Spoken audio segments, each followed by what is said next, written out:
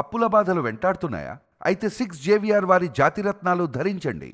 నేను ఒకటే మాట్లాడుతున్నానండి. ఇదే ఇప్పుడు ఎక్స్ సీఎం ఇప్పుడు ఈయన జగన్మోహన్ రెడ్డి ఏదేదో మాట్లాడుతున్నారు, ట్వీట్లో ఏదో పెడుతున్నారు, రేపు కూడా వస్తారు అంటున్నారు.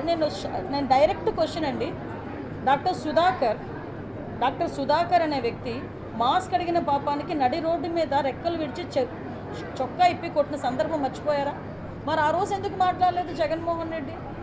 ఆ రోజైతే భావ స్వేచ్ఛా ప్రకటన, ఆ రోజైతే అదే చంద్రబాబు నాయుడు గారు అమరావతి చూడటానికి వెళ్తే బస్సు మీద రాళ్ళు ఇసురుతూ ఉంటే ఆ రోజు ఎందుకు రాళ్ళు ఇసిరారంటే భావ స్వేచ్ఛా ప్రకటన అని మాట్లాడారు. అదే పోలీస్ డీజీపీ ఆఫీస్కి పక్కనే ఉన్న మా సెంట్రల్ ఆఫీస్ మీద దాడి చేస్తే మా కార్యకర్తలకి బీపీ వచ్చింది అన్నారు. ఇవన్నీ ఎక్స్సీఎం మాట్లాడిన మాటలే కదా. ఈరోజు ఇప్పుడు అదే వరప్రసాద్ అని, మన రాజమండ్రిలో వరప్రసాద్ అని ఇసుక మాఫియా గురించి మాట్లాడితే పోలీస్ స్టేషన్లో కూర్చొని శిరోముండనం చేస్తే మరి ఆ రోజు ఎందుకు మాట్లాడలేదు? దళిత నాయకుడు, ఆ రోజు దళితులు ఎందుకు శిరోముండనం చేశారు అని చెప్పి ఆ రోజు ఎందుకు మాట్లాడలే? ఆ రోజు ఎందుకు వరప్రసాద్ ఇంటికి వెళ్ళి పలకరించలే? ఆ రోజు ఎందుకు డాక్టర్ సుధాకర్ ఇంటికి వెళ్ళి పలకరించలే? ఆ రోజు ఎందుకు ప్రవీణ్ ఇంటికి వెళ్ళి పలకరించలే?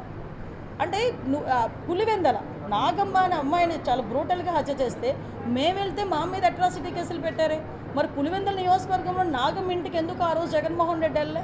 ఈరోజు రాజకీయ లబ్ధి గురించి కులాలని మతాలని రెచ్చగొట్టడానికి మాత్రమే ఈరోజు తప్పు చేసిన వాడి ఇంటికి, అదేవిధంగా గాంజాయి బ్యాచ్ వాళ్ళ ఇంటికి వెళ్తున్నాడంటే అతని బ్యాక్గ్రౌండ్ ఏంటో మనం కూడా ఆలోచించుకోవాలి, ప్రజలు కూడా ఆలోచించుకోవాలి. చట్ట ప్రకారం ఏం చేయాలన్నా పోలీసులకే చెల్లుతుంది. ఏ పోలీస్ అయినా చట్ట ప్రకారమే చేయాలి, చట్ట ప్రకారమే చేస్తారు, చట్ట ప్రకారమే చేస్తున్నారు.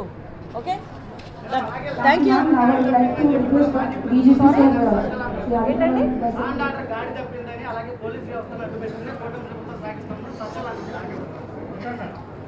అంటే సజ్జల గారికి అది అర్హత లేదండి. ఎందుకంటే నేను మాట్లాడుతున్నాను.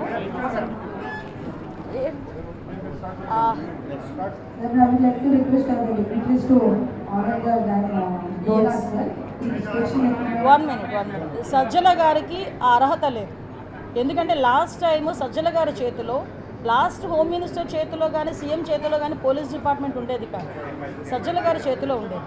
ఆ రోజు పరదాలు కట్టుకొని మా టీడీపీ వాళ్ళందరినీ కూడా హౌస్ అరెస్టులు చేసుకొని ఆ రోజు గాడి తప్పిన పోలీస్ డిపార్ట్మెంట్ని ఈ సంవత్సర కాలంగా మా డీసీపీ గారు, మా సిపిలు, మా ఎస్పీలు, ఆఖరికి హోంగార్డ్ వరకు కూడా, అక్కడ స్థాయి నుంచి ఈ స్థాయి వరకు కూడా అందరూ వ్యవస్థని ఈరోజు కంట్రోల్లో తెచ్చుకొని లా అండ్ ఆర్డర్ సక్రమంగా చేసుకుంటున్నాం.